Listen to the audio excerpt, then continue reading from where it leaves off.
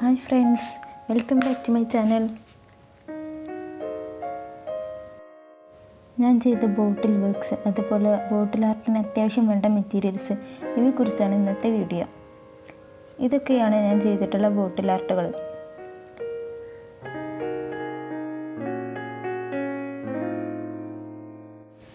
ഇതാണ് എൻ്റെ first work. മുട്ടത്തോട് ഒഴിച്ച് ചെയ്തതാണ്. മുട്ടത്തോട് ഒട്ടിച്ച് കഴിഞ്ഞ് കളർ ഡിഫറൻസ് അറിയാതിരിക്കാൻ വേണ്ടിയിട്ട് സ്പ്രേ പെയിൻറ്റ് അപ്ലൈ ചെയ്തിട്ടുണ്ട്. ഇതിൽ പെയിൻറ്റിങ് ബഡ്സ് കൊണ്ടാണ് ചെയ്തത്. പിന്നെ ചെയ്തത് ഒരു സിമ്പിൾ വർക്കാണ്. ബോട്ടിലിൽ വെറുതെ സ്പ്രേ പെയിൻറ്റ് അപ്ലൈ ചെയ്തിട്ട് ബ്ലാക്ക് അക്രിലിക് കളർ കൊണ്ട് ഇതുപോലെ ഒരു ഗ്രേപ്പ് വൈന് വരച്ച് കൊടുത്തതാണ്. സിമ്പിൾ വർക്കാണ്. ഫോം ഷീറ്റ് കൊണ്ട് ചെയ്ത വർക്കാണിത്. ടിഷ്യൂ പേപ്പർ ഒട്ടിച്ച് കഴിഞ്ഞ് അതിൻ്റെ മേലെ ഫോം ഷീറ്റ് ഇതുപോലെ കട്ട് ചെയ്തിട്ട് ഒട്ടിച്ച് കൊടുത്തതാണ്. ഫെവിക്കോൾ യൂസ് ചെയ്തിട്ടാണ് ഒട്ടിച്ചത്. എന്നിട്ട് അതിന് യെല്ലോ കളർ പെയിൻറ്റ് കൊടുത്ത് പിന്നെ ഇടയിലുള്ള ഗ്യാപ്പുകൾക്ക് ബ്ലാക്ക് കളറും കൊടുത്തു. ബ്ലാക്ക് ഫോം ഷീറ്റാണ് ഞാൻ യൂസ് ചെയ്തത് ഈ വർക്കിന്. ഇത് സാധാരണ എല്ലാവർക്കും അറിയുന്ന ഒരു വർക്കാണ്, കോഫി പൗഡർ കൊണ്ട് ചെയ്യുന്നത്. ഇനിയുള്ള എല്ലാ വർക്കിൻ്റെയും വീഡിയോസ് ഞാൻ യൂട്യൂബിൽ അപ്ലോഡ് ചെയ്തിട്ടുണ്ട്. അതിൻ്റെയൊക്കെ ലിങ്ക് ഞാൻ ഡിസ്ക്രിപ്ഷൻ ബോക്സിൽ കൊടുക്കാം. എല്ലാവരും അത് കണ്ട് നോക്കുക. വീഡിയോസ് എല്ലാതും ഇഷ്ടമായാൽ ലൈക്ക് ചെയ്യുക, ഷെയർ ചെയ്യുക, കമൻറ്റ് ചെയ്യുക. പിന്നെ ചാനൽ ഇതുവരെ സബ്സ്ക്രൈബ് ചെയ്യാത്തവരുണ്ടെങ്കിൽ സബ്സ്ക്രൈബ് ചെയ്യുക.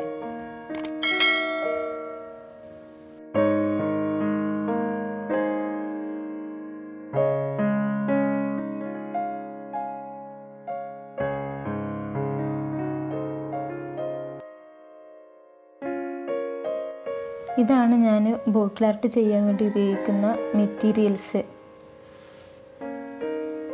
യൂസ് ചെയ്യുന്ന കളേഴ്സ് ഈ ബോക്സിലുള്ളതൊക്കെ അക്രിലിക് കളേഴ്സാണ്. ഈ ഒന്ന് പോസ്റ്റർ കളറുമാണ്. പിന്നെ ഉള്ളത് മെറ്റാലിക് കളേഴ്സാണ്. എൻ്റെ അടുത്ത് 2 മെറ്റാലിക് കളേഴ്സാണ് ഉള്ളത്. ഒന്ന് സിൽവറും മറ്റേത് ഗോൾഡും. ഇതാണ് ഞാൻ യൂസ് ചെയ്യുന്ന സ്പ്രേ പെയിൻറ്റ്. ഇതാണ് എൻ്റെ കയ്യിലുള്ള ബ്രഷുകൾ. പെയിൻറ്റ് ചെയ്യാൻ വേണ്ടിയിട്ട് ഫ്ലാറ്റ് ബ്രഷാണ് യൂസ് ചെയ്യാറ്. പിന്നെ ചിത്രം വരയ്ക്കാൻ ചെറിയ ബ്രഷും.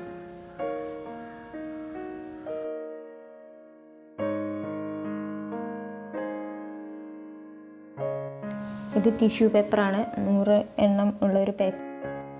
ഇത് കോട്ടൺ ബഡ്സിൻ്റെ പാക്കാണ്.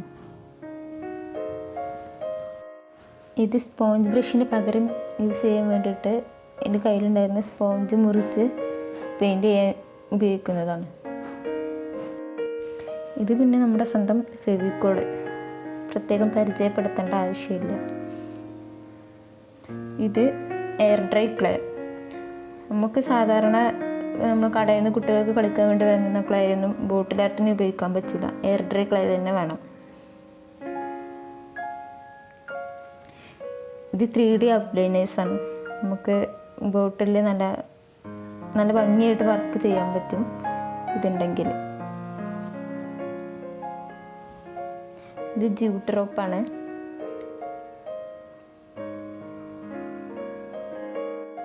ഇത് വൂളൻ ത്രെഡ്. എൻ്റെ അടുത്ത് ഇപ്പോൾ റെഡ് മാത്രമേ ഉള്ളൂ. പല കളേഴ്സ് അവൈലബിൾ ആണ്. ഇത് ഗ്ലൂ ഗണ്ണാണ്.